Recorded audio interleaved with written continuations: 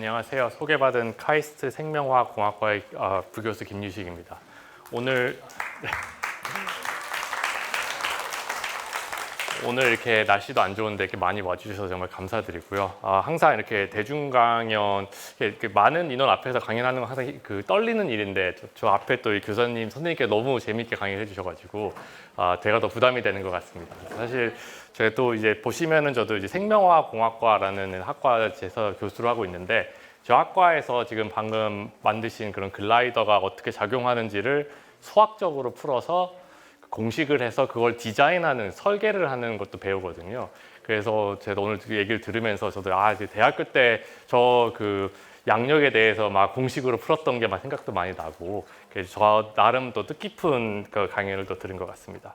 오늘 제가 이제 말씀드릴 내용은 이제 RNA에 관한 내용인데요. 일단은 그 말씀드리기 전에 이제 저의 소개를 이제 간단히 드리면, 저는 이제 아까 방금 말씀드린 것처럼 카이스트에 지금 현재 한 10년 차 교수고요. 제가 16년 1월부터 9년 반 정도 지금 이제 교수 생활을 하고 있고, 사실 제가 다른 교수님들에 비해서 약간 좀 특이한 양력을 가지고 있는데, 제가 사실 얘기를 지금 녹화되고 있어서 약간 부담스러운데 조기 유학을 갔었고요.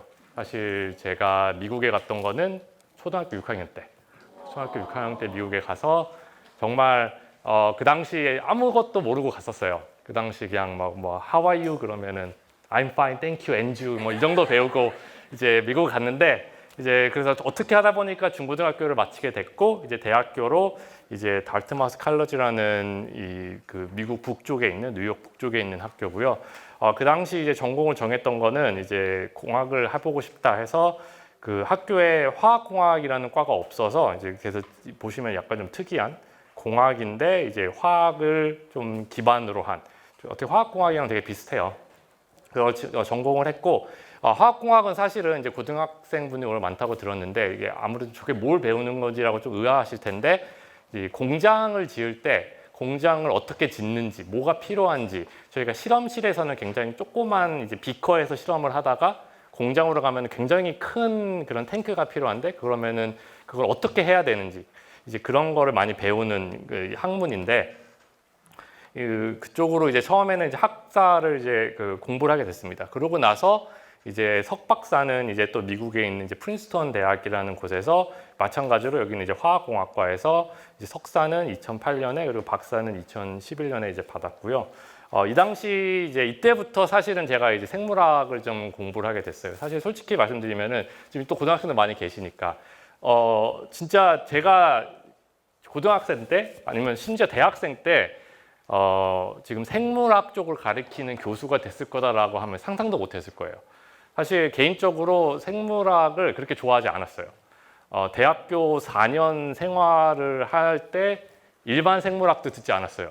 나는 생물학은 하지 않겠지 라는 생각을 하면서, 나는 그냥 수학하는 게 좀 좋고 물리가 재밌고, 아까 그 글라이더 같은 이제 그렇게 디자인하고 문제 푸는 게 재밌어가지고 이제 공학을 계속 했는데, 굉장히 우연한 계기로 이제 박사를 할 때 이제 이런 여기 좀 보는 초파리 배아 발달이라는 시스템을 수학적으로 풀어보자 라는 생각을 하게 돼가지고 이쪽 연구를 시작하게 됐고, 이렇게 하다 보니까 이제 생물학이라는 게 고등학생 때까지는 진짜 암기만 잘하면 된다라는 그래서 좀 싫다라는 생각을 했었는데, 요즘 이때부터는 정말 모르는 게 너무 많구나, 정말 이제 생물학을 하면서 이제 배움의 즐거움이라 그래야 되나요? 진짜 이 모르는 거를 해결했을 때 그 기쁨, 이제 그런 걸 좀 더 느끼게 됐어요. 그래서 이제 완전히 생물학으로 틀어서 이제 박사 때부터 이제 생물학 공부를 하게 됐고, 이제 이 박사를 마쳤을 때가 제가 미국에 간 지 딱 15년이 지난 후였거든요.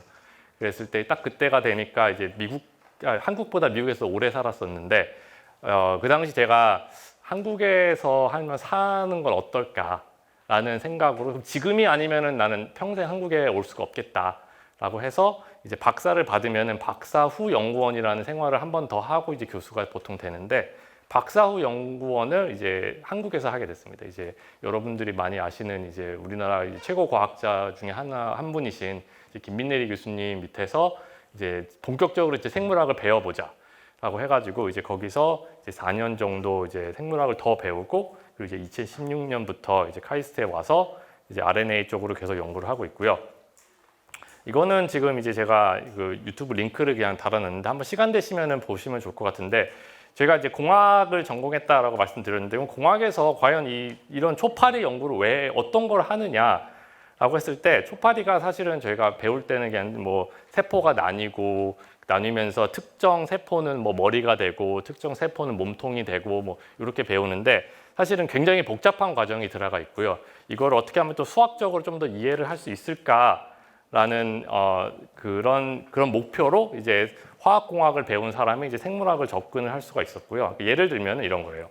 화학공학에서 아까 말씀드린 것처럼 하는 게 예를 들어서 저희가 원하는 이런 화학 물질이 있고 이거를 이제 팔기 위해서 어떻게 하면 이런 공장을 설계를 할까라는 게 이제 화학공학에서 많이 배운다고 한다면은 이제 생물학은 이런 공장을 세포로 생각을 하고 세포 안에서 일어나는 다양한 단백질이라든지 다양한 RNA들의 이런 상호작용을 이런 이런 반응으로 생각을 해가지고 이렇게 화학 반응을 이해하면서 세포가 어떻게 작용하는지 어떻게 보면은 화학공학과 정반대예요. 화학공학은 이런 화학 반응이 알려져 있어서 공장을 설계한다라고 한다면 생물학을 거기다 똑같이 적용을 해보면은 생물학은 공장이 어떻게 설계는 돼 있어요 이미.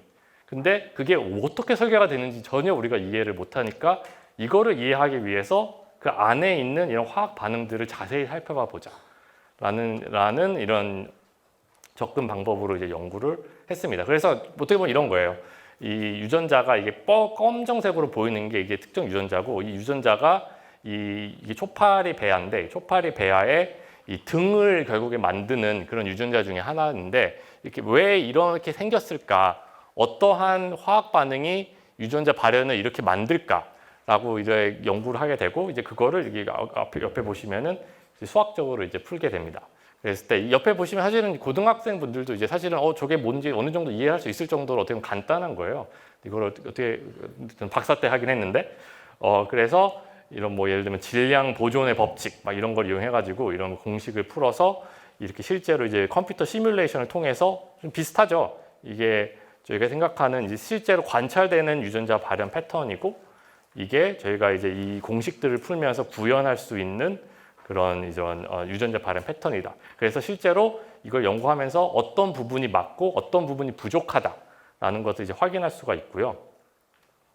그랬을 때 이건 어떻게 보면 이건 조금 다른 방법으로 같은 유전자를 보여드리는 건데 위에 부분이 여기서부터 빨간색으로 유전자 발현이 되는 게 이렇게 눈으로 보이게 이제 컬러를 이렇게 그려놓은 거고요. 그랬을 때 제가 생물학을 이렇게 접근이 하면서 사실 좀 이해가 안 됐고 제가 지금도 교수로서 해보고 하려고 하는 거는 굉장히 생물학에는 부족한 게 많아요. 아직까지 알려지지 않은 게 너무 많다라는 걸 알 수가 있었어요. 예를 들면은 이 유전자 발현 패턴이 이 DL이라는 지금 이렇게 보면은 이 파란색으로 보이는 유전자가 없는 지역에서만 나온다 라고 사람들이 생각을 했고 실제로 그렇죠. 얘는 밑에서 이렇게 나오니까 얘는 위에서만 나오고 있고 근데 보면 이 오른쪽은 약간 겹치잖아요. 여기가 발현이 파란색이 있는데도 빨간색이 보이고 그랬을 때 그 이유는 이 양 끝쪽에는 이 초록색 유전자가 하나가 더 있어가지고 이 초록색이 있으면은 파란색이 작용을 못한다 라는 사람이 94년도에 주장을 했었어요. 그래서 실제로 보면 그러니까 여기서 파란색이 있지만 초록색도 있기 때문에 빨간색이 나온다. 이렇게 사람들이 주장을 펼쳤는데 제가 이게 94년도에 어떤 이제 미국 과학자들이 이렇게 밝혀놨는데 이거를 봤을 때 제가 2008, 9년쯤에 이해가 안 됐던 거는 그거는 알겠는데 그럼 이쪽은 왜 설명이 되지 않을까요? 이쪽은 파란색도 있고 초록색도 있는데 빨간색은 또 발현을 안 하잖아요. 근데 왜 여기는 사람들이 설명하지 않고 그냥 내버려 두지? 이거를 설명할 수 있는 새로운 화학 반응은 무엇이 있지? 그런 생각을 항상 많이 하게 됐었어요. 그랬을 때 여기는 왜 뭐가 문제일까? 그랬을 때 요 반응을 하나만 더했더니 이걸 해결할 수 있었다. 라는 게 사실은 이게 요거 하나를 더한 게 제가 2011년에 논문을 냈는데 이거 하나 하는데 한 3년이 정도 걸려요. 그래서 연구라는 거는 이제 이렇게 사람들이 해결하지 못하는 이런 질문을 찾게 됐고 그래서 이걸 어떻게 하면 설명할 수 있을까 공부를 많이 하죠. 공부를 해가지고 이런 반응을 집어넣으면 어떨까라는 가설을 세우고 그리고 실제로 이걸 뭐 이제 시뮬레이션이라든지 이제 실험으로 이제 검증을 하고 이제 그렇게 이제 연구를 배웠고요. 그랬을 때 이제 이거를 이제 RNA 쪽을 더 배우면서 RNA에 접목을 해보자라는 생각을 많이 했어요. 그래서 지금 나중에도 좀 보여드릴 텐데 제가 하는 연구 자체가 어떻게 보면은 어느 정도는 알려져 있는데 왜 이런 거를 사람들이 안 보고 있지라는, 왜 이렇게 단순하게만 생각하지라는 생각을 많이 하고 있고요. 그래서 그럼 어떻게 하면 이런 문제를 해결할 수 있을까라는 그런 고민을 하면서 새로운 거를 밝혀나가고 그러면서 이제 뭐 질환을 이해한다든지 아니면 새로운 치료 방법을, 치료제를 개발한다든지 이런 쪽으로 연구를 하고 있습니다. 그래서 제가 그게 어떻게 보면 제가 오늘 말씀드릴 큰 그림이고 그게 제가 어떻게 보면 저의 연구 철학이라고 생각해 주시면 될 것 같고요. 그랬을 때 그럼 RNA에 대해서 이제 좀 설명을 좀 드리면 RNA라는 게 사실은 많이 밝혀지지 않은 부분도 상당히 많은데 생각보다 그리고 또 사람들이 예상했던 것보다 더 중요한 분야다라고 저는 생각하고 있어요. 그래서 왜 RNA에 대해서 연구가 많이 안 됐냐라고 했을 때 보통 저희가 생물학에서 배우는 거는 DNA의 모든 정보가 있고 단백질이 모든 역할을 하고 RNA는 DNA에서 나와서 RNA가 만들어지고 RNA가 결국 단백질이 만들어지는, 그러니까 중간 매개체 정도다라고 사람들이 생각을 많이 하고 그렇다 보니까 그렇게 중요하지 않다라고 생각을 하거든요. DNA가 이미 다 정보는 가지고 있고 결국에는 단백질을 봐야 되는 거 아니에요. 저는 지금도 그 얘기 많이 들어요. 제가 연구 발표를 가서 이런 연구를 해보겠습니다라고 하면 심사위원이 근데 RNA 연구하는 게 의미가 있느냐? 단백질 봐야 되는 거 아니에요? 그래서 실제로 어느 정도는 또 맞는 말이에요. 맞는 말씀인 게, 그래서 초반에 RNA 연구는 이 RNA는 정보를 운반하는 것이다 라고 사람들이 생각을 많이 해왔어요. 근데 그러다가 점점 RNA 종류가 많다라는 것도 알려지고 저희 유전체에서 저희 DNA, 인간의 DNA에서 단백질을 만드는 DNA는 1.5%밖에 되지 않아요. 근데 DNA에서 RNA를 만드는 분량은 80%는 RNA를 90%는 RNA를 만들고 있어요. 그랬을 때 그럼 나머지 RNA는 도대체 뭘 하느냐? 이런 질문을 사람들이 가지게 됐고 그렇다 보니까 RNA가 유전자를 조절할 수 있다. 조절자 역할도 할 수 있다. 단백질처럼. 그런 보호가 돼 있고 최근에는 이제 mRNA 백신 이런 게 만들어지면서 RNA를 활용한 뭐 면역 쪽으로 연구가 많이 되고 있습니다. 이 부분에서 좀 더 자세히 말씀을 드릴게요. 그래서 결국 이게 초반에 이제 생명의 중심 원리, 센트럴 도그마라고 해가지고 DNA가 RNA로 만들어지고 결국 단백질로 만들어짐으로써 단백질이 기능을 하고 RNA가 정보를 전달하는 전달자 역할을 한다라고 했는데 그럼 기능이 무엇이냐거든요. 그랬을 때 기능이 점점점 RNA가 사실은 굉장히 다양한 기능을 할 수 있다라는 것이 밝혀지고 아까 말씀드린 것처럼 많은 RNA가 단백질을 만들지 않지만 발현이 되고 있다, 만들어지고 있다라는 거를 밝혀지면서 사람들이 RNA 세계가 있었을 것이다라는 가설을 세우게 됐어요. 이게 뭐냐면은 RNA가 DNA가 존재하기 전부터 존재를 사실을 했을 것이고 태초의 생명체는 RNA로만 이루어졌을 것이다 라고 사람들이 생각을 하다가 그러다가 이제 DNA가 RNA보다 좀 더 안정적이니까 DNA가 만들어지고 그리고 현재에서 저희가 생각하는 DNA, RNA 단백질로 이루어진 이런 생명체가 만들어졌을 것이다 라고 생각을 하게 됐는데 이 RNA 세계 가설이 생겨진 이유 중에 하나는 바이러스를 보면서 알 수 있거든요. 바이러스는 RNA 바이러스가 많잖아요. 코로나 바이러스도 RNA 바이러스고 이런 RNA 바이러스는 DNA가 아니지만 RNA의 모든 유전 정보를 다 가지고 있어요. 그리고 RNA가 물론 RNA 혼자서 독립적으로 할 수 없는 일이 많지만 RNA에서 뭐라는 단백질이 만들어져서 자기 복제를 이루고 뭐 이제 생존하기 위한 것들을 만들고 이런 것들을 할 수 있기 때문에 RNA도 혼자서 충분하지 않을까라는 것들을 사람들이 생각하게 됐고 실제로 그러다 보니까 이건 아까 방금 말씀드린 건데 인간 유전체의 DNA를 다 분석해보자 라고 사람들이 했을 때 굉장히 많은 곳에서 RNA가 만들어지니까 RNA가 분명히 중요한 조절자 역할도 할 것이다 라고 주장을 하게 됐어요. 그 원인도 알지 못하면서 사실은 어떤 조절을 하는지 잘 모르면서 그리고 RNA 그러면 이러한 단백질을 만들지 않는 RNA가 그럼 연구하는 거 이해하는 게 왜 중요하냐라고 했을 때 뭐 사실은 조금 제가 이제 제가 RNA 연구하다 보니까 조금 이쪽으로 바이어스가 돼 있기는 한데 이런 RNA가 중요하지 않을까라는 생각을 합니다. 그 이유 중에 하나는 저희 인간이나 아까 방금 인간에 있는 단백질을 만드는 유전자가 대략 한 15,000개 정도가 있어요. 15,000개 유전자가 단백질을 만드는데 아까 방금 그 초파리 보여드렸잖아요. 초파리도 10,000개가 넘는 단백질을 만드는 유전자를 가지고 있고 심지어는 저희가 그 머스터드 소스 만드는 그 식물이죠. 그 식물은 20,000개가 넘는 단백질을 만드는 유전자를 가지고 있어요. 근데 사실은 그렇다면은 그 식물이 인간보다 더 월등한 그 다양한 일을 할 수 있느냐? 그렇지 않잖아요.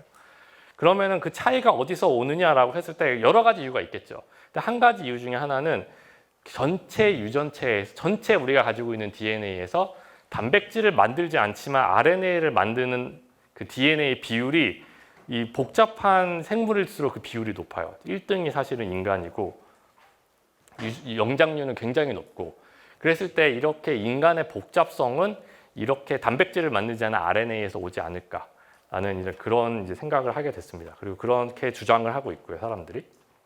그리고 그럼 RNA 기능이 도대체 뭐냐? 단백질을 만들지 않으면서 그랬을 때 제가 생각하는 가장 좀 재미있고 흥미로운 예시 중에 하나가 이 고양이인 것 같아요. 삼색 고양이라고 하는 고양이인데 고양이가 지금 보시면은 보통 이렇게 세 가지 그 털 색깔을 가지고 있는 고양이들이 좀 있거든요. 보시면은 검은색 지역이 있고 이런 갈색 부분이 있고 하얀 부분이 있고 이렇게 세 가지 색깔을 가지고 있는데 근데 신기한 거는 이렇게 세 가지 색을 가지는 고양이는 암컷에서만 발견이 돼요. 수컷에서는 발견이 되지 않아요. 그럼 왜 암컷에서만 발견이 될까라고 했을 때 수컷과 암컷의 차이는 이 X 염색체가 가지는 가장 큰 이유 중에 하나거든요. X 염색체가 암컷은 XX니까 2개가 있고 수컷은 XY잖아요. 그랬을 때 만약에 여러분께서 이제 그 삼색 고양이하고 이렇게 왜 삼색 고양이 이 암컷에서만 일어나는 암컷 뭐 100%는 아니지만 99% 암컷이 일어나거든요. 왜 암컷에서만 일어나냐 했을 때 제가 찾아봤거든요. 그러면 현재에서 답은 어떻게 나오면은 X 염색체에서 이런 색을 만드는 그런 유전자가 있고 어떤 X 염색체에서는 검은색 털을 만드는 염색체가 있고 어떤 X 염색체에서는 갈색을 만드는 게 있어서 암컷은 X가 2개가 있으니까 어떤 X는 검정색이고 어떤 X는 그 갈색이면은 2개를 다 할 수 있으니까 2개가 나오는 거다. 그런데 수컷은 그 중에 하나밖에 없으니까 갈색 아니면 검정색이다. 라고 이렇게 나와요. 근데 그게 틀린 말은 틀리지는 않는데 완전히 맞는 말도 아닌 게 그 정확한 이유가 뭐냐면요. 그 암컷은 X가 2개잖아요. 그런데 수컷은 X가 하나란 말이에요.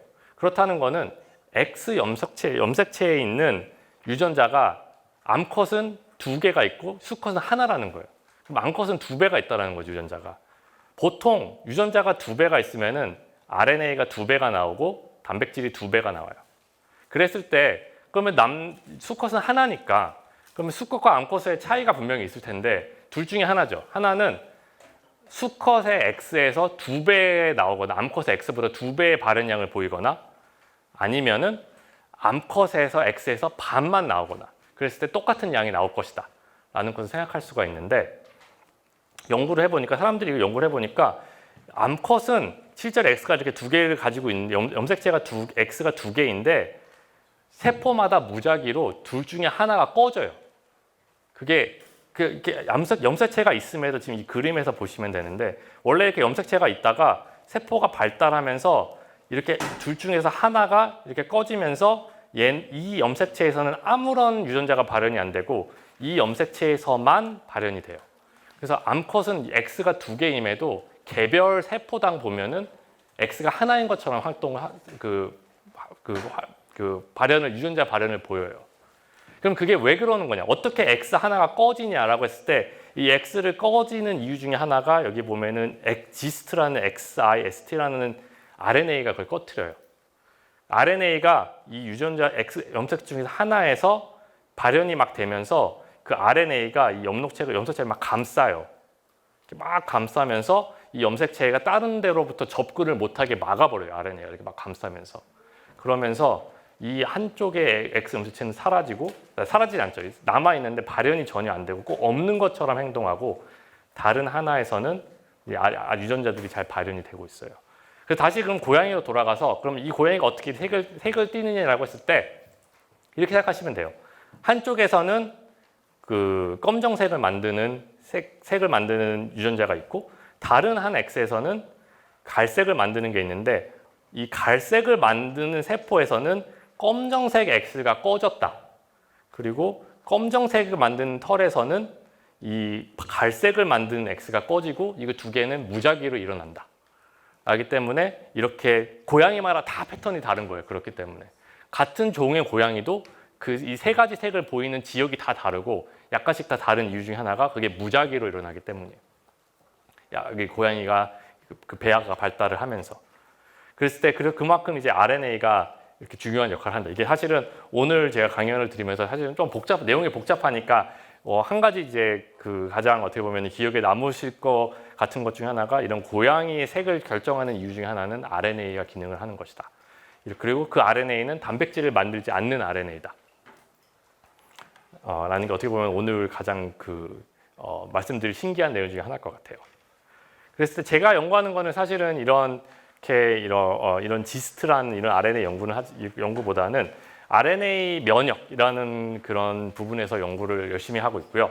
RNA 면역이 무엇이냐라고 했을 때 이제 mRNA 백신보다도 전에 저희가 예를 들어서 몸이 바이러스에 감염이 됐다. 라고 하면은 바이러스 예를 들어 코로나에 감염이 됐다라고 하면은 그 바이러스 RNA가 저희 몸에 침투를 한 거잖아요. 그랬을 때 RNA라는 그런 화학 물질, 그 물질을 생각하면은 바이러스 RNA건 저희 몸에서 나온 RNA건 다 똑같아요. 그 물질의 차이는 없어요. RNA는 RNA거든요. 그런데 세포는 똑똑하게도 외부에서 오는 RNA가 저 RNA는 외부에서 왔구나. 그러니까 내게 아니다. 라는 걸로 공격을 해야 된다라는 그런 걸 알고 있어요. 침입자가 있다라는 걸 알고 있어요. 그래서 세포가 가진 가장 큰 딜레마, 어떻게 보면 해야 되는 그런 챌린지 중에 하나는 내 RNA와 외부에서 오는 RNA를 구별을 해야 되고 그리고 내 RNA는 굉장히 많잖아요. 굉장히 많은 RNA와 굉장히 소수의 침투하는 RNA를 구별할 수 있어야 돼요. 이제 그거를 저희가 그러면 그걸 어떻게 구별하고 무엇을 기준으로 구별을 하는가 그리고 구별을 못했을 때 어떤 일이 일어나고 어떤 일이 일어나는가라는 거를 연구하는 거를 제가 RNA 면역이라는 걸 하고 있고요.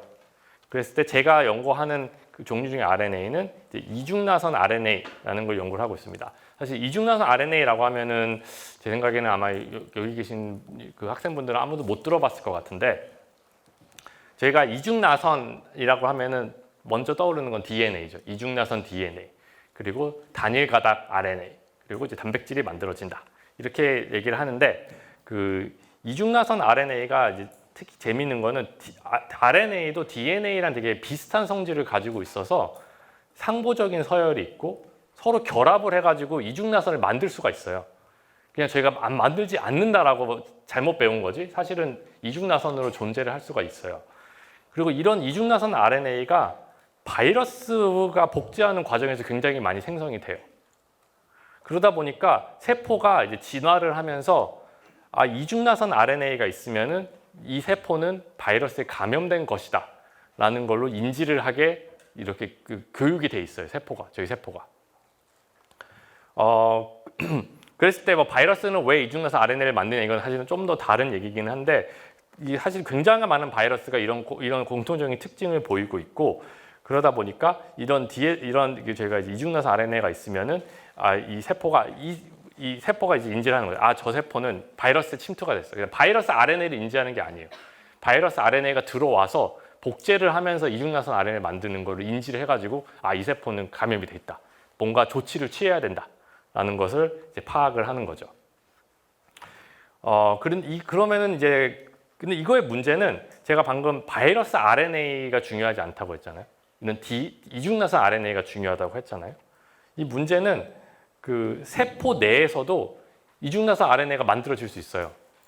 예를 들면 세포가 이렇게 단일 가닥 RNA가 이렇게 쭉 가다가 갑자기 이렇게 꺾여가지고 다시 돌아와가지고 이쪽 지역이 이렇게 서로가 막 결합하면서 보시게 되면 이렇게 이중나선 RNA가 이렇게 지역별로 이렇게 만들어질 수가 있거든요. 그랬을 때 실제로 그러면은 아까 방금 전에 좀 다시 갈게요. 나중에 이 뒤에 간 다음에 이 다양한 저희 유전체에 자연적으로 존재하는 RNA들이 그 RNA 구조를 보니까 DNA처럼 이중나선을 완벽하진 않지만 이중나선은 구조를 막 만들고 있고 실제로 문제는 이런 RNA가 이 PKR이라는 바이러스 이중나선 RNA를 인지하는 면역 반응 단백질에서 인지가 똑같이 돼버려요. 바이러스 RNA처럼. 그러니까 이런 RNA가 세포한테 착각을 일으키는 거예요. 바이러스에 감염이 되지 않았는데 이중나선 RNA가 막 존재를 해라고 하면서 그러면은 세포가 이제 헷갈리게 되는 거죠. 나 바이러스에 걸렸나? 조치를 취해야 되나? 라는 그런 물질을 생각할 수가 있습니다. 실제로 그리고 문제는 이렇게 이중나선 RNA를 만드는 이런 유전자들이 저희 유전체에 굉장히 많아요. 대략 한 40~50%는 이런 걸 만들 수가 있어요. 그랬을 때 저희가 유전체가 그런 RNA 발현을 다 조절을 해줘야 되는 좀 이제 어떻게 보면은 이제 굉장히 이제 세포가 살기 어려운 그렇게 돼버리는 환경이죠. 그래서 다시 여기로 돌아와서 그렇다면은 왜 우리는 이런 이중나선 RNA를 인지해서 바이러스를 감염을 인지하는 것이냐라고 생각할 수 있잖아요. 그랬을 때 이거의 장점은 말씀드린 것처럼 굉장히 많은 거의 대부분의 바이러스는 이중나선 RNA를 만들어요. 복제하는 과정에서. 그렇다 보니까 이제 RNA 서열을 인지해서 저희가 이제 그 코로나 때 저희가 이제 PCR 검사를 하잖아요. PCR의 양성, 음성을 판단할 때는 특정 코로나 RNA의 RNA 서열을 보거든요. 무슨 RNA가 이루어졌는지. 그랬을 때 그 RNA가 있냐 없냐라는 걸로 코로나에 걸렸다 안 걸렸다를 판독할 수 있는데 굉장히 정확하죠. 장점은. 근데 그렇게 되면은 바이러스마다 그 서열을 인지하는 단백질이 다 필요한 거예요.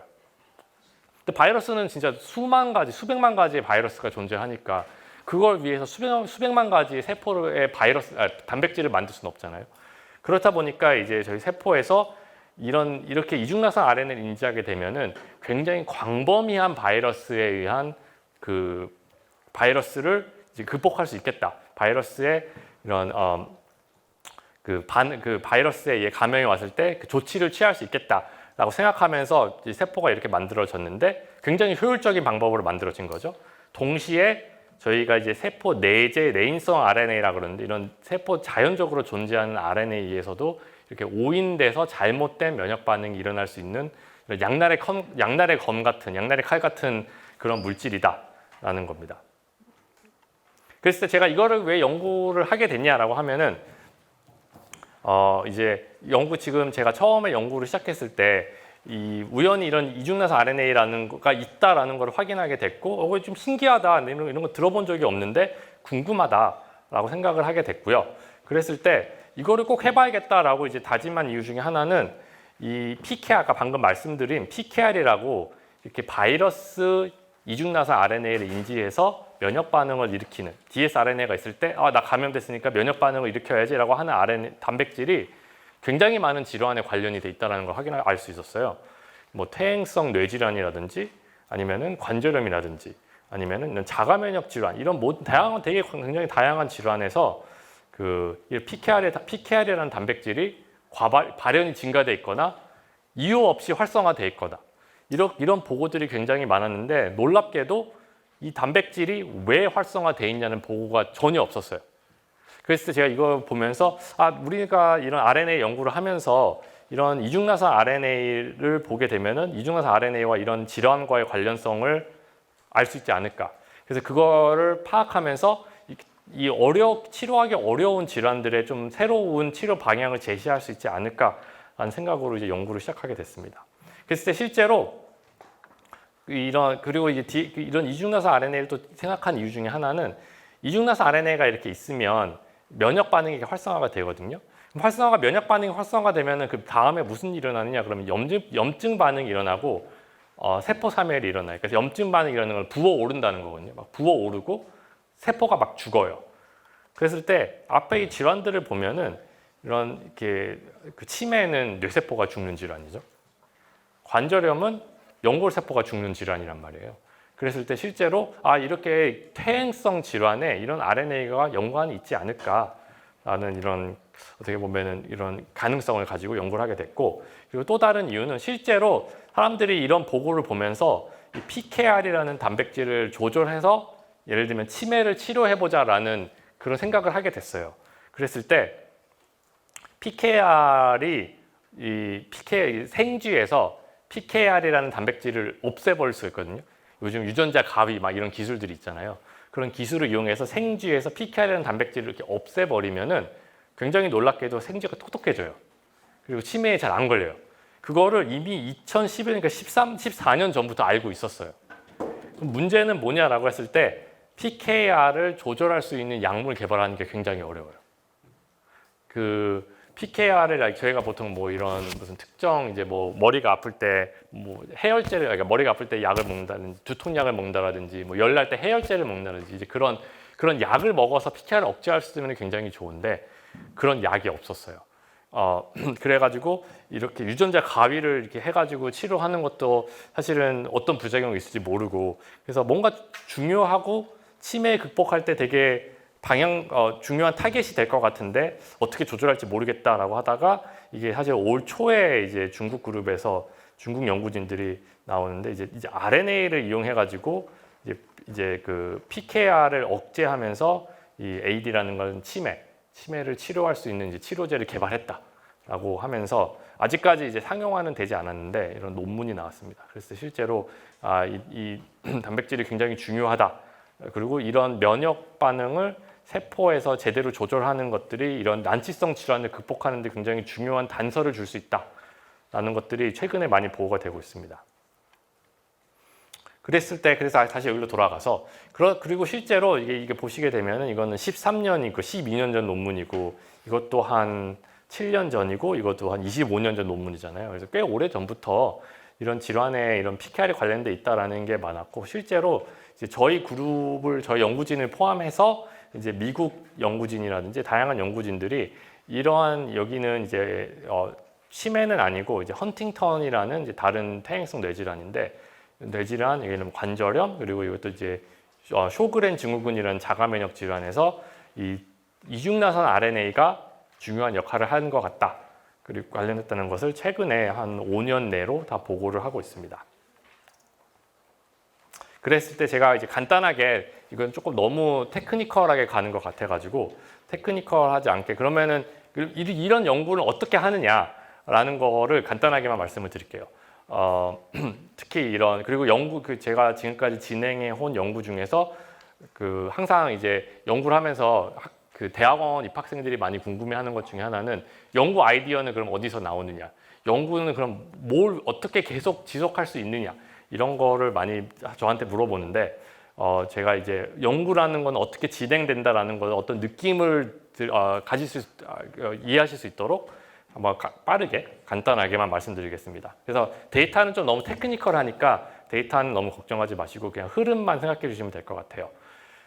저희가 이제 그러면은 아까 방금 말씀드린 질환 중에서 저희가 관절염을 제일 처음 시작을 했고, 관절염에서 이제 이중나선 RNA가 뭐가 중요한지 보자라고 했을 때 저희가 집중했던 거는 미토콘드리아라는 이제 저희가 보통 공부할 때 배우는 세포에서 에너지를 만드는 기관이다 알려져 있는데, 미토콘드리아에서 이런 RNA가 나온다라고 알려져 있어서 미토콘드리아 이중나선 RNA를 연구를 해보자라고 생각을 하게 됐어요. 그래서 미토콘드리아는 미토콘드리아 내부에 DNA가 따로 존재를 하고요.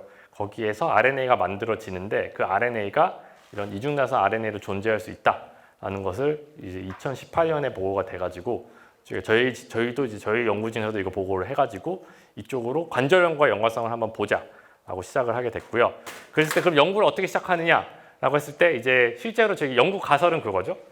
미토콘드리아 이중나선 RNA가 관절염에 관련이 있고 이걸 조절함으로써 치료 효과가 있느냐, 이거를 보고 싶었고요. 시작은 어떻게 하느냐라고 했을 때 관절염 연구할 수 있는 이제 시스템을 만들어야죠. 그랬을 때 이제 연골 세포를 이제 배양을 하고 그 연골 세포에서 이제 퇴행성 관절염을 연구하기 위한 시스템을 구축합니다. 시스템 구축한다라는 게 이제 관절염을 모사할 수 있는 환경을 구축을 하게 돼요. 실제로 뭐 관절을 만들지는 않는데 관절염에서 흔히 일어나는 이런 스트레스 기전이 있거든요. 그런 자극을 막 주는 거예요, 세포에다가. 그래서 자극에서 어떻게 반응을 하는지. 그랬을 때 뭐 예를 들면은 이제 예전에 보고와 마찬가지로 그런 뭐 자극을 이렇게 줬더니 이제 PKR이라는 단백질이 이게 활성화가 됐다. 여기 빨갛게 보이는 게 활성화가 된 거고 그 다른 단백질들이 활성화가 되더라. 이렇게 실제로 PKR이 관련돼 있다라는 것을 이제 확인할 수가 있고, 그리고 이게 세포의 사멸을 보여주는 건데, 세포가 이게 굉장히 많이 죽는데 이제 원래 이렇게 많이 죽는데 이제 그 PKR이 없으면은 많이 산다. 그래서 PKR이 이렇게 세포가 죽는데 중요하다. 이렇게 기본적인 것들이 확인하게 되죠. 그러면은 그 다음에 하는 거는 저희가 이제 가설 자체는 미토콘드리아 이중나선 RNA랑 관련이 있는지를 보는 거예요. 그래서 다시 말씀드리죠. 너무 이거 테크니컬한 내용이니까 그럼 어떤 거 이 데이터가 뭘 의미하냐라고 봤을 때 이 왼쪽 같은 경우는 PKR과 미토콘드리아 RNA가 결합을 하고 있다. 이 조건에서 서로 상호작용을 한다. 그래서 뭔가 연관이 있다라는 것을 보여주는 거고, 그리고 이 오른쪽 같은 경우는 실제로 미토콘드리아 RNA와 PKR이 같은 공간에 존재를 한다. 그렇기 때문에 상호작용을 했을 것이다. 라는 것을 확인할 수가 있었습니다. 그리고 뿐만 아니고 미토콘드리아 RNA가 이제 세포 밖으로도 나가가지고 주변의 세포도 조절을 해가지고 전체 환경을 다 조절할 수 있다라는, 세포 밖으로도 분출이 된다라는 것도 확인할 수 있어서 전체적으로 이런 미토콘드리아 이중나선 RNA가 연관성이 뭔가 있는 것 같다라는 것을 확인할 수가 있었고, 그럼 여기서부터 해야 되는 거는 실제로 그럼 얼마나 질환에 관련이 있는지를 봐야 되거든요. 그랬을 때 첫 한 가지 방법은 이제 동물 모델을 이제 이용을 했습니다. 생쥐에서 관절염을 유발할 수 있는 그런 실험 기법이 있어요. 사실 이제 무릎에서 이제 조금 이제 동물한테는 좀 안타깝지만 무릎 수술을 해가지고 그 회복하는 과정에서 관절염이 잘 일어나게 만드는, 이제 그렇게 해서 관절염을 연구를 할 수가 있는데, 그렇게 무릎 수술이 이제 저희가 DMM 수술이라고 하는데, 생쥐에다가 무릎 수술을 하면은 미토콘드리아 이제 이중나선 RNA 발현량이 증가한다. 그래서 이런 관절염 생쥐에서 미토콘드리아 RNA 양이 늘어난다. 라는 것도 그럼 생쥐 모델에서도 확인할 수가 있었죠. 그러면 다음은 환자에서 실제 이제 인간에서도 일어나느냐 라고 했을 때 관절염 환자는 더 많아가지고 저희가 이제 그 병원 그 교수님과 이제 협업을 해가지고 이제 환자의 이제 검체를 봤죠. 그 검체에서 분석을 했어요. 그랬을 때 이제 거의 상처가 없는 연골하고 보시게 되면 이제 이 올라갈수록 상처가 이제 심한 이제 연골 조직들을 이렇게 받아서 이 연골 조직에서 이제 미토콘드리아 이중나선 RNA 양을 분석했더니 이렇게 뻘겋게 보면 이게 증가됐다라는 거거든요. 대부분의 RNA가 다 증가를 했더라. 그래서 이제 임상적으로도 이제 그 손상된 연골에서 손상된 이런 무릎 관절에서 미토콘드리아 이중나선 RNA가 증가돼 있다라는 것을 확인할 수가 있었고, 그리고 제가 이제 세포 밖으로도 나간다 그랬잖아요.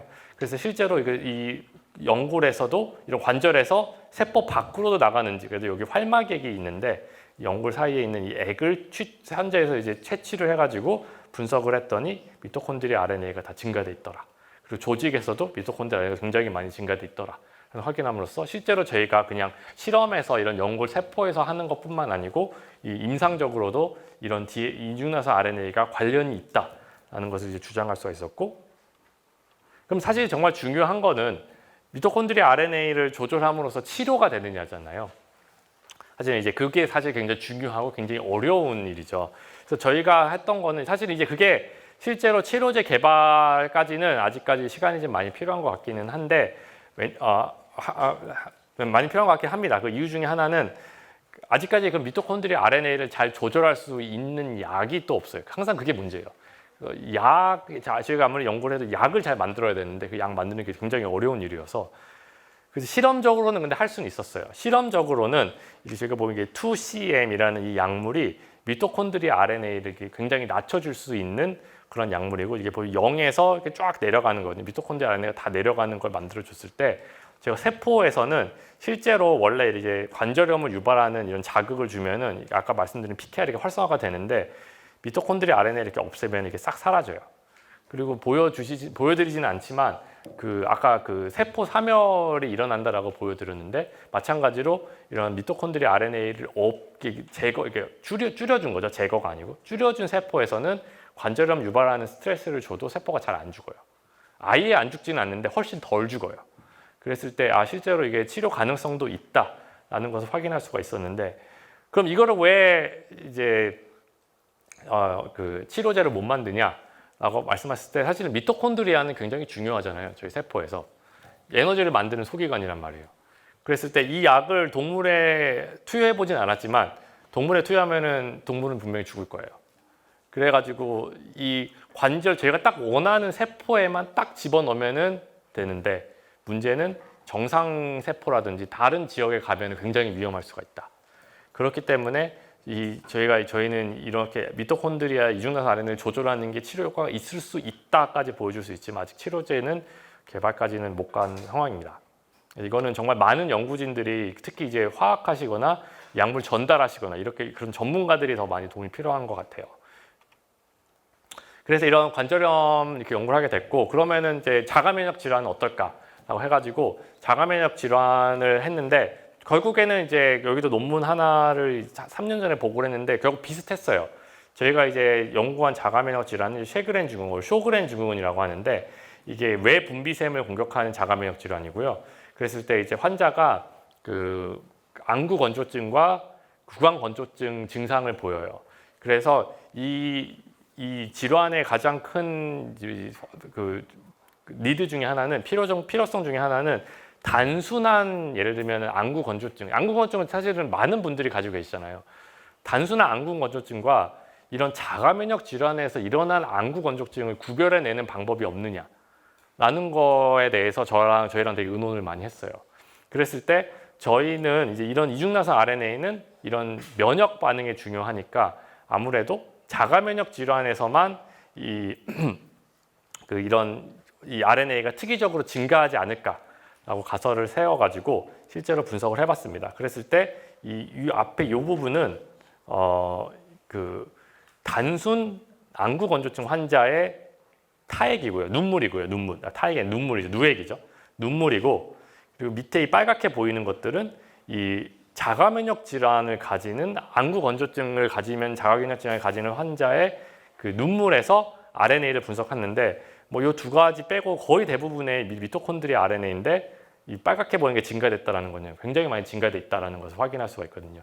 그래서 실제로 이 질환에서도 이 미토콘드리아 RNA의 증가가 이 질환과 연관이 있을 수 있다. 이 유전자를 분석함으로써 질환을 좀 더 진단할 수 있을 것이다 라는 것을 확인할 수가 있었습니다. 그래서 나머지 이 논문의 내용과 되게 비슷해요. 이걸 실제로 연구하기 위해서 이런 뭐 쉐그렌 증후군을 모사할 수 있는 그런 연구 시스템을 구축하고 거기서 분석을 하고 찾은 내용을 뭐 환자의 이렇게 누액이나 타액이나 환자의 샘플에 한번 검체에 적용을 해보고 연관성이 얼마나 있나 확인을 하고 이제 그렇게 연구를 하게 됐는데요. 근데 이때 저희가 예상하지 못한 거는 이 전 관절염 내용도 그렇고 미토콘드리아 RNA가 관련을 할 거다라는 거에 제 가설이었는데 증가를 할 거다라는 건 생각을 하지 못했거든요. 그냥 이 RNA 때문에 이런 단백질이 활성화가 됐겠지라는 것을 그게 제 가설이었는데 연구를 해보니까 이게 늘어 있는 거예요. 그러면은 이제 이게 너무 빨리 가버렸네요. 그래서 이제 저희가 그 연구 자체는 아까 이 미토콘드리아에서 오는 이런 이중나선 RNA가 면역 반응과 세포 사멸을 조절해서 관절염, 뭐 쇼그렌 아니면 다른 헌팅턴 같은 다양한 질환을 조절한다라는 부분이고 그랬을 때 저희가 예상하지 못한 거예요. 연구를 하다 보니까 전혀 예상하지 못한 것 중에 하나가 왜 이 자가면역 질환 환자에서는 이 미토콘드리아 RNA가 늘어 있을까? 그냥 이 미토콘드리아 RNA가 PKR만 활성화시키면 되는데 굳이 늘 필요까지는 없었는데 예상하지 못하게 늘어 있었거든요. 그러면 이제 새로운 연구 프로젝트가 생긴 거예요. 왜 늘어 있지? 이 원인은 무엇이지? 그럼 이거를 조절하면 어떤 영향이 있을까라는 걸 생각을 하면서 그러면 이제 다양한 뭐 자극을 주면서 언제 이 RNA가 느나라고 확인해봤을 때 뭐 처음에 다 안 된 실험이에요. 다 뭐 변화가 없죠. 막 떨어지거나 늘어난 게 없는데 한 가지 신기한 거는 여기서는 늘죠. 초록색과 그 노란색이 이렇게 컨디션에서 막 다 늘어나는 조건을 하나 찾았는데 이 조건이 무엇이냐라고 보면은 바이러스에 감염된 것처럼 세포를 만들면 이 RNA가 늘었어요. 그래서 실제로 바이러스에 대한 반응에서 미토콘드리아 RNA가 늘어난다라는 것을 확인할 수가 있었고 그 기전들을 쫙 확인해봤을 때 뭐 DNA가 변했나, 뭐 RNA 발현량이 변했나, 뭐 이렇게 쭉 확인을 해봤을 때 결국에는 보니까 RNA가 더 안정화됐다라는 것을 확인할 수가 있었습니다. 그래서 여기 슬럴프라는 유전자가 미토콘드리아의 이 RNA를 안정화시킨다라고 알려졌는데 슬럴프를 발현을 줄여주면은 원래는 이만큼 늘었던 RNA가 요만큼밖에 안 늘고 얘는 요만큼 늘었다가 거의 안 늘고 그래서 대부분 다 떨어지죠. 그래서 슬럴프가 굉장히 중요하구나 라는 걸 알 수 있었고 실제로 원래는 RNA가 이렇게 시간에 가면서 이렇게 줄어야 되는데 이 항바이러스 자극을 바이러스 감염된 것처럼 상황을 만들었더니 RNA가 이렇게 유지가 되는 거예요. 그래서 늘었는 것처럼 보이는 거거든요. 그런데 슬럴프를 없앴더니 똑같이 비슷하게 줄더라. 여기 두 가지 RNA에 대해서. 그래서 슬럴프가 되게 중요한 것 같다라는 걸 확인할 수가 있었고 그리고 이것도 테크니컬하니까 그냥 빠르게 넘어갈게요. 그래서 슬럴프가 미토콘드리아를 더 많이 가가지고 RNA와 상호작용을 하면서 이렇게 조절한다라는 것도 확인할 수가 있었습니다. 그랬을 때 여기서 신기했던 것 중에 하나는 그럼 슬럴프가 왜 늘어나냐? 슬럴프가 왜 항바이러스 쓸 때 늘어나냐라고 해서 봤더니 항바이러스의 중요한 MDA5라는 유전자를 발현을 줄였더니 슬럴프가 늘어나지 않고 미토콘드리아 RNA도 늘어나지 않았어요. 반대로 미토콘드리아 RNA를 줄였더니 이게 항바이러스 반응이거든요. 항바이러스 반응이 원래는 반응이 이렇게 일어나야 되는데 자극을 줬을 때 슬럴프를 줄였더니 자극이 일어나지 않았어요. 즉 이게 무슨 말이냐라고 하면은 이게 항바이러스 바이러스를 묘사하기 위해서 이런 dsRNA 이중나선 RNA를 집어넣는 거거든요. 바이러스를 모사한 환경에서 항바이러스 단백질이 활성화가 되고 그리고 이 항바이러스가 미토콘드리아 RNA를 막 만들고 그 미토콘드리아 RNA가 또 이런 이중나선 RNA니까 이게 밖으로 나와서 이 항바이러스를 더 일으키고 이거 계속 점점 더 많이 일으켜가지고 바이러스 반응을 굉장히 세게 만드나 보다라는 것을 확인할 수가 있었습니다. 그래서 다시 정리하자면은 바이러스 시그널이 왔을 때 이 감염인 같은 환경이 구축이 됐을 때 이런 항바이러스를 강하게 만드는 기전에서 미토콘드리아 RNA와 슬럴프가 중요한 것 같다. 그리고 실제로 슬럴프를 없애면은 이 항바이러스의 중요한 이런 유전자 발현이 다 줄어요. 그랬을 때 그러면은 저희가 원래는 자가면역 질환에서 시작을 했는데 이게 바이러스 자체에도 도움이 되나 보다. 바이러스 반응이 되게 중요한가 보다라고 해가지고 실제로 분석을 해봤습니다. 그랬을 때 일반 감기를 일으키는 바이러스를 감염시킨 세포에서 미토콘드리아 RNA가 이렇게 실제로 막 늘거든요. 그랬을 때 이거 미토콘드리아 RNA가 아니군요. 죄송합니다. 이게 바이러스 RNA인데 감기 바이러스 세포에 감염을 시킬 때 바이러스 감염이 막 되는데 그 세포에서 슬럴프를 없애버리면은 바이러스가 성장을 더 빠르게 해요. 동시에 그 이유 중에 하나는 바이러스 반응이 잘 일어나지가 않았어요. 그리고 또 다른 바이러스는 뇌신근염을 일으키는 바이러스에서도 마찬가지로 슬럴프를 이렇게 없앤 세포에서는 바이러스가 더 많이 성장한다는 걸 알 수가 있었어요. 그래서 바이러스가 성장할 때 바이러스가 자기를 복제를 할 때 이런 미토콘드리아 RNA와 슬럴프가 굉장히 중요하다는 것을 알 수 있었고 또 방금 말씀드린 이런 자가면역 질환에서는 오히려 정반대가 보였어요. 자가면역 질환에서는 환자들에서 슬럴프의 발현이 훨씬 많이 증가돼 있다는 것을 알 수가 있었어요. 그랬을 때는 이 슬럴프라는 유전자가 사람마다 다 다른 양을 가지고 있거든요. 이 단백질이 많은 사람은 좀 더 이런 자가면역 질환에 더 취약하지 않을까라는 것을 저희가 주장을 했습니다. 그래서 이런 바이러스에 의한 이런 반응 그런 디펜스를 방어 체계가 사실은 좀 잘못 활용이 되면은 너무 과발현이 돼버리면은 바이러스에는 더 방어는 잘할지언정 오히려 자가면역 질환을 일으킬 수 있다. 그래서 이게 굉장히 어려운 질문이 되는 거죠, 사실은. 그리고 이제 시간이 많이 지나서 이것도 이제 빠르게 말씀드릴 텐데 그러면은 이제 좀 더 테크니컬 더 들어가는 거예요. 테크니컬하게 더 깊게 들어가서 그럼 RNA 조절은 어떻게 되는 것이냐라고 하면서 그럼 이 RNA가 이렇게 다양한 유전자에서 미토콘드리아 RNA가 조절된다라는 것을 알려져 있었고 이 미토콘드리아에 대한 RNA 조절은 사실은 1980년대부터 다 보고가 돼 있었거든요. 근데 미토콘드리아 이중나선 RNA는 2018년에 처음 보고가 됐어요. 그래서 이런 모든 연구가 사실은 미토콘드리아 RNA가 이중나선 RNA를 만든다는 정보를 모를 때 밝혀진 거거든요. 그래서 저희가 이걸 보면서 그러면은 아예 처음부터 분석을 다시 해보자. 미토콘드리아 이중나선 RNA를 조절하는 중요한 유전자는 무엇이 있을까? 라고 해가지고 이렇게 분석을 막 모든 유전자를 하나씩 없애면서 분석을 쫙 했더니 어떤 유전자가 미토콘드리아 RNA를 뭐 증가시키고 어떤 거는 뭐 여기는 뭐 감소시키는 유전자들이고 이런 것들을 뭐 새로운 유전자도 찾을 수 있었습니다.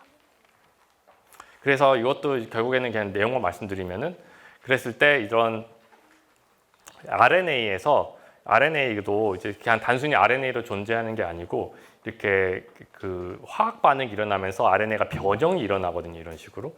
그래서 미토콘드리아 이중나선 RNA가 이렇게 변형이 되고 그 변형된 RNA가 이렇게 제거가 되더라. 그래서 미토콘드리아 이중나선 RNA는 아까 말씀드린 것처럼 질환을 일으키는 되게 위험한 RNA잖아요. 그래서 세포에서 이런 RNA들을 특이적으로 인지해서 변형을 시켜서 그 RNA들의 발현을 제거할 수 있는 기전도 가지고 있더라. 라는 것도 이제 최초로 저희가 확인을 하고서 작년에 보고를 하게 되었습니다. 그랬을 때 그래서 저희가 계속 지난 한 10여 년간 사실은 이런 모델을 기반으로 연구를 쭉 해왔어요. 이렇게 아까 말씀드린 것처럼 이런 내인성 다양한 이중나선 RNA가 있고 이런 RNA가 면역 반응을 막 활성화시켜서 결국에는 이런 염증 반응 및 세포 사멸을 일으켜서 질환을 일으킨다. 그리고 뭐 RNA 안정성을 조절하는 방법이라든지 이런 RNA 변형을 일으키는 방법이라든지 그리고 뭐 관절염이라든지 이런 쇼그렌 증후군에서 질환과 연관성이라든지 이런 것들을 쭉 연구를 해왔는데요. 아까 제가 처음 말씀드린 것처럼 생물학은 제가 계속 생물학이 재밌는 것 중에 하나는 굉장히 단순하다라는 생각을 많이 하거든요. 그랬을 때 요즘 제가 고민하고 있는 것 중에 하나는 사실은 이 모델이 너무 단순하지 않을까라는 고민을 하고 있습니다. 그랬을 때 실제로 이렇게 진짜 단순하게 내인성 이중나선 RNA가 있으면은 이렇게 세포 사멸을 일으키는 아주 안 좋은 역할만 할까? 그럼 실제로 그럼 우리는 왜 이런 dsRNA, 이중나선 RNA를 가지고 있을까? 이런 고민을 사실은 최근 굉장히 많이 하고 있고요. 그랬을 때 아까 초반에 말씀드린 것처럼 저 유전체에서 이런 이중나선 RNA를 만드는 건 한 50%, 60%는 이런 걸 만들거든요. 그럼 굉장히 위험하잖아요. 그런데 아직까지도 이런 이중나선 RNA의 기능이 뭔지 잘 몰라요. 이런 질환과 연관성은 알아요. 저희가 보고도 하고 있고 다른 연구 그룹에서도 보고를 하고 있고 이 RNA는 뭔가 문제가 많은 RNA다. 위험하다라는 건 다 알고 있어요. 그럼 왜 우리는 이런 위험한 물질을 가지고 있을까? 뭔가 필요하니까 가지고 있겠죠? 근데 아직까지 그걸 전혀 몰라요.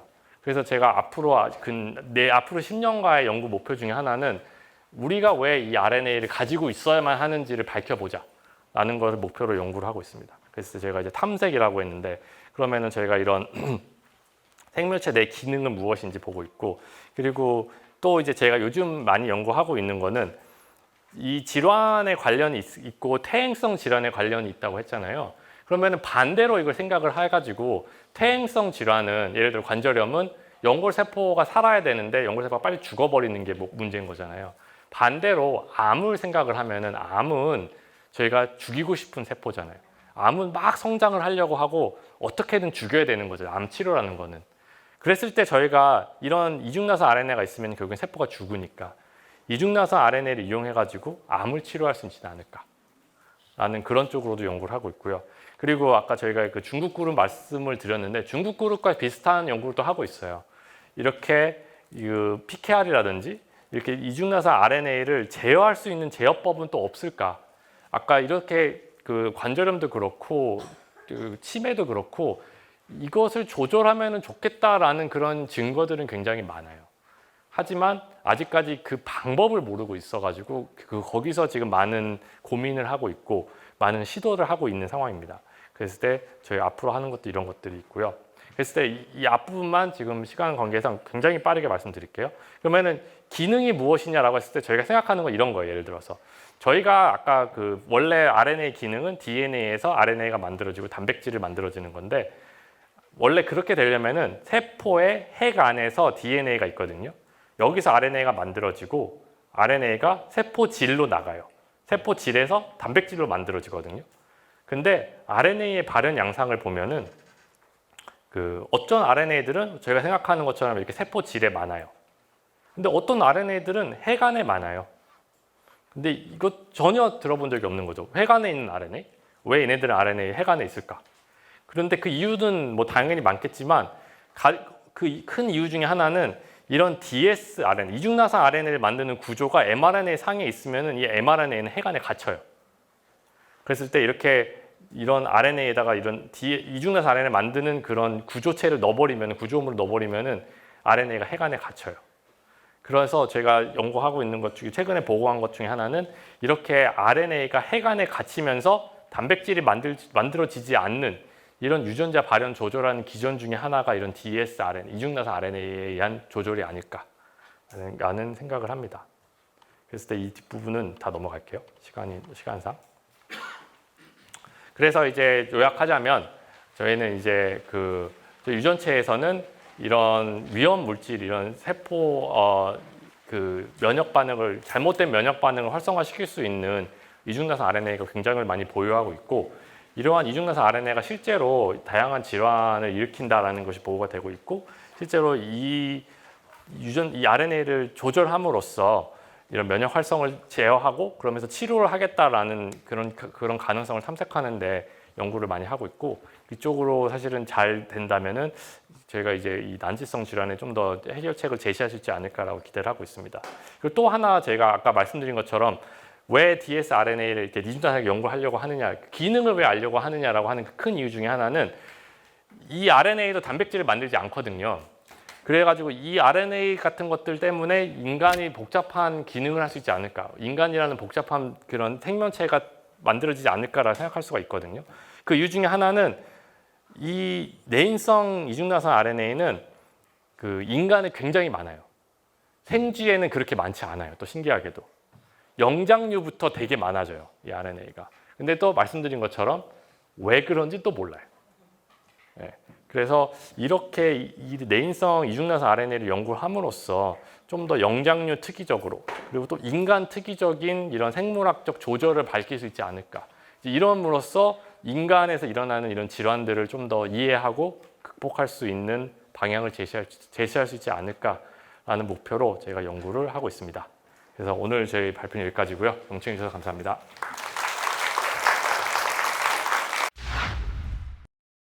안녕하세요. 신영초등학교 이수연입니다. 강의를 들으며 몇 가지 질문이 생겼습니다. 첫 번째 질문은 RNA를 이루는 구성원 중 마이크로가 세포 내에서 유전자 발현을 조절하고 세포 기능을 조절하는 역할을 한다면 마이크로는 즉 DNA 아닌가요? 아니라면 DNA와 마이크로 다른 점은 무엇일까요? RNA의 간접, RNA의 원리는 무엇인가요? 네, 지금 사실은 굉장히 놀라운 질문이고요. 마이크로 RNA를 말씀하시는 것 같은데, 마이크로가 결국에는 이제 DNA와 RNA의 차이라는 것 같은데, DNA에서 RNA가 만들어져서 그 RNA가 이제 기능을 한 유전자를 조절을 한다든지 특정 유전자에 결합을 한다든지 이런 식으로 유전자를 조절을 하는 거기 때문에 거기서 이제 마이크로 RNA와 DNA의 차이점이 있을 것 같고요. 두 번째 이제 RNA 간섭이 결국에는 이제 마이크로 RNA랑 이제 비슷한데, 마이크로 RNA가 작용하는 원리 중에 하나가 이제 RNA 간섭인데요. 마이크로 RNA가 보통 만들어지면요, 마이크로 RNA가 그 RNA 아까 그 이중나선 RNA처럼 이렇게 서로 결합을 한다고 했잖아요. 그것처럼 RNA가 자기랑 상부적인 서열을 가진 mRNA를 찾아가가지고 거기랑 결합을 해요. 그리고 그 결합하는 그 mRNA가 제거가 되면서 유전자 발현이 억제가 되거든요.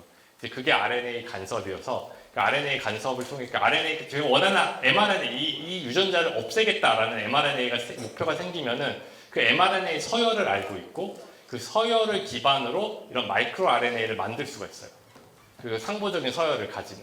그래서 그거를 세포에 넣었을 때 그 마이크로 RNA가 세포의 그 원하는 mRNA를 찾아가가지고 그 RNA랑 결합을 하고 그걸 없앱니다. 그거를 RNA 간섭이라고 해요. 예. 갑자기 제 질문이 너무 부끄러운데. 저는 아들도 키우고 딸도 키우고 있는데 남편과 육아를 하면서 가끔 도대체 애들은 누구 머리를 닮았을까 막 이런 말들을 할 때가 있고요.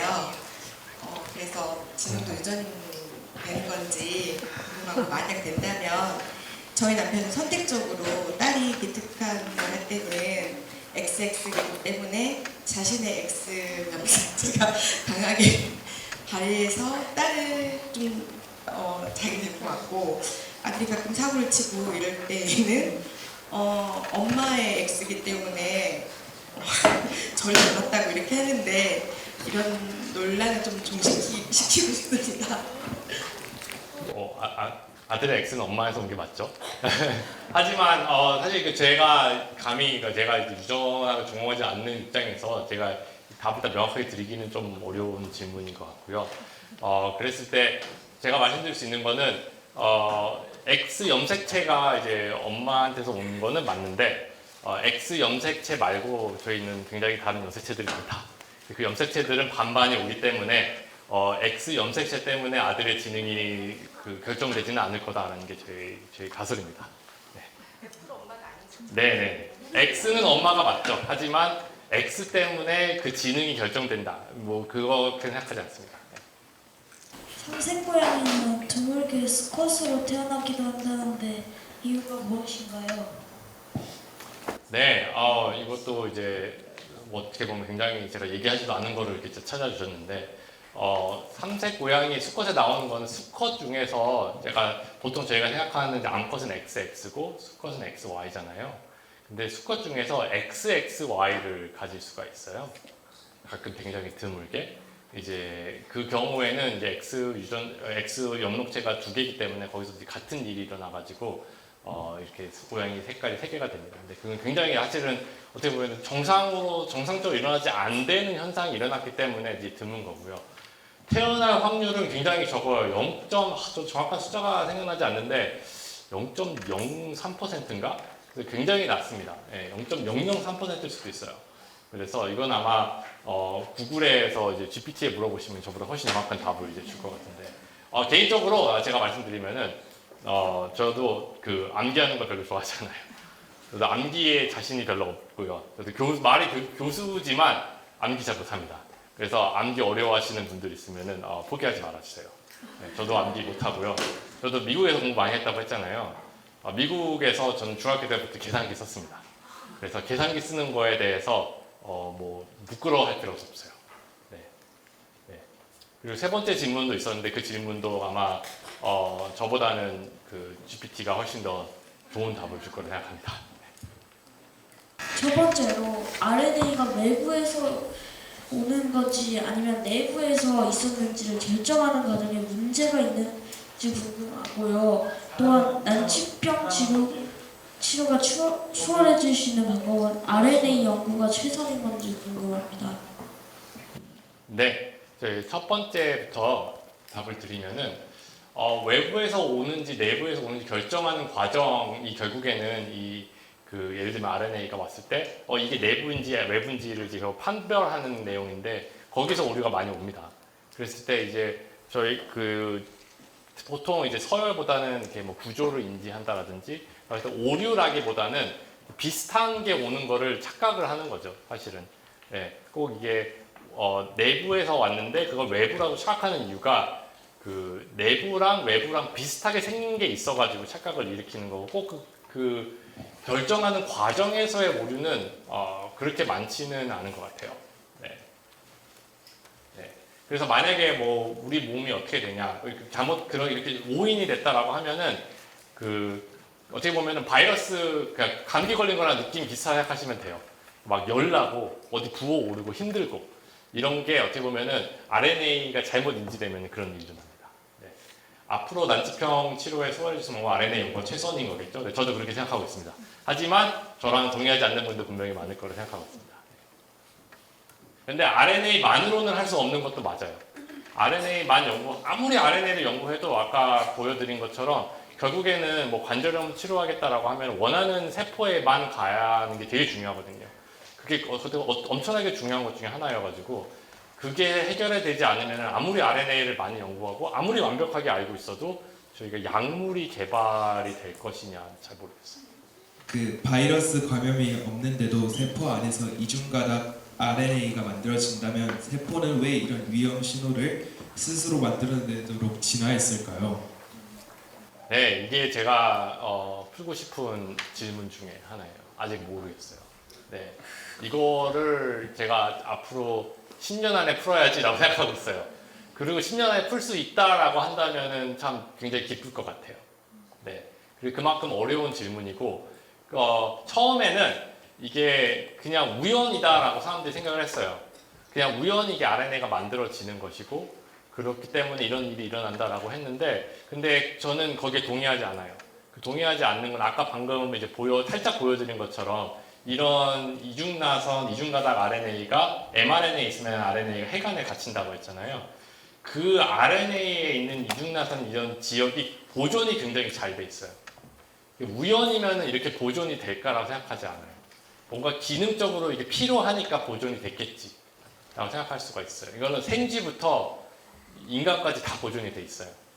그러면은 중요하니까 그렇겠지? 라고 생각할 수 있는데, 그럼 그게 기능인가? 그럼 그게 얼마나 중요한가? 이런 건 몰라요. 아직. 네, 안녕하세요. 저는 수능초 3학년 학부모입니다. 사실 강연과 관련된 질문을 좀 하고 싶지만 제가 이해하기가 조금 너무 어려워서 궁금했던 내용을 질문했는데요. 영화에서 보면 오래된 호박 속에 그 모기가 갇혀 있는데 거기에서 DNA를 추출한단 말이죠. 그래서 공룡을 복원하는 기술이 영화적 설정인데 혹시 이 기술이 가능하다고 보시는지 궁금해서 여쭤봅니다. 저도 뭐 제 완전 전문 분야는 아니지만 제 개인적인 생각에는 가능할 것 같습니다. 왜 지금 당장은 불가능하죠. 왜 가능할 것 같냐라고 말씀드리는 이유는 제가 바이러스에 대해서 좀 알고 있잖아요. 그랬을 때 바이러스, 예를 들면 코로나 바이러스는 좀 길긴 한데 바이러스가 RNA로 만들어져 있고 그 RNA 서열 정보를 다 알고 있단 말이에요. 지금 여기 DNA처럼. 그러면 그 RNA를 합성할 수가 있어요. 화학적으로. 그렇게 합성을 해가지고 이런 바이러스를 만드는 그런 바이러스랑 비슷한 그런 구에다가 집어넣은 다음에 세포에 집어넣으면 감염이 돼요. 완전 인공적인 생명체가 만들어지는 거잖아요. 네. 그랬을 때 이 기술이 되려면은 이제 배아 발달이 어떻게 되고 어떤 환경이 어떤 호르몬이 필요하고 이런 거를 다 알아야겠죠. 하지만 그걸 안다라고 가정을 하면은 저게 DNA 정보를 가지면은 그게 불가능할 것 같지 않습니다. 뭐 공룡은 확실히 어렵겠죠. 하지만 그게 DNA 정보가 가지고 있고 그렇게 이런 배아 발달에 대한 그런 기술이 축적이 된다면은 아예 저희가 제 생에 제가 볼 수 있을까는 잘 모르겠지만 완전히 불가능하다고는 생각하지 않아요. 네. 앞에 질문자와 너무 조금 수준 차이가 난 것 같아서 부끄러운데, 저는 일단 나이가 있다 보니 퇴행성 관절염이란 이야기가 많이 나와서요. 저는 좀 관절을 아껴야 된다고 생각을 하는데, 박사님 보실 때 열심히 운동해서 사용하는 게 좋은지 아니면 아껴야 좋은지 알려주시면 좋을 것 같습니다. 그리고 이렇게 저는 사실 되게 어렵게 느껴지는데요. 이렇게 RNA의 이중성으로 해서 조기 진단이나 어떤 예측, 질병에 대한 예측까지 가능한지 두 가지 질문 드리겠습니다. 네, 일단 첫 번째 그 진단이나 예후 예측 말씀해 주셨는데 그거는 저희도 이제 가능하지 않을까라고 생각을 하고 있고요. 아까 그 이제 단순 질환과 단순 뭐 안구 건조증과 이런 자가 면역 질환에서 일어난 안구 건조증은 사실 염증 이런 데서 확연히 기전이 다르거든요. 그랬을 때는 그런 거는 이런 RNA를 보면서 해결할 수 있지 않을까라는 게 이제 저희 기대하는 바고요. 그리고 이제 관절염은 이거는 제가 아마 제가 공군 연구 하시는 교수님께 여쭤본 다음에 답을 드려야 될 것 같은데, 잘 모르겠습니다. 저도 이제 관절염을 제가 이런 분자 생물학적으로 연구를 하지만 실제로 그게 사용을 많이 하면 재밌는 질문 같긴 하거든요. 네, 관절을 많이 사용하면은 분자 생물학적으로 어떻게 될지.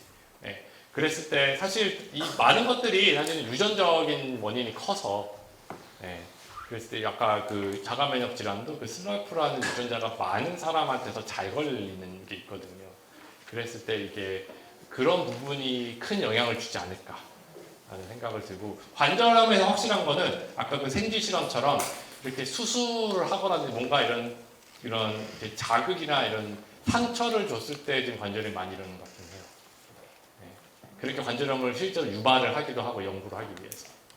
네. 그래서 쓰는 것보다는 이제 상처에 무리가 가지 않는 거는 중요한 것 같아요. 네, 사실은 제가 RNA 연구를 하면서 대중강연을 잘 안 하는데요. 그 이유 중에 하나는 이렇게 대중강연을 좀 재밌게 하려면은 뭔가 이렇게 약간 고양이처럼 뭔가 아까 아니면 그 교사님처럼 뭔가 이제 눈에 확 띄는 그림이라든지 멋있는 그림 이런 게 필요한데 저희는 이제 다 막 이렇게 분자 생물학적으로 분자만 보고 있고 또 유전자가 어떻게 달라졌나 보고 있고 라서 보니까 이게 어려운 부분이 사실은 많고요. 사실은 제가 뭐 학회에서도 발표를 하고 났을 때 다른 교수님들, RNA 연구하지 않는 교수님들 만나면 굉장히 어려운 거 하시네요. 라고 이제 그런 말을 굉장히 많이 듣습니다. 하지만 이제 그만큼 저는 이제 할 것도 많고 굉장히 흥미로운 분야를 생각하고 사실 이제 RNA가 많이 어떻게 보면은 사람들이 좀 무시하는 DNA나 단백질이 중요해라고 하는데 사실은 뭐 아까 초반에 말씀드린 것처럼 우리나라의 거의 최고 과학자분 한 분도 RNA 연구하고 계시고 그래서 RNA에 많은 관심을 가져주시고 앞으로도 RNA 연구에 계속 이제 찾아주시면 감사하겠습니다. 네, 오늘 정말 감사합니다. 네.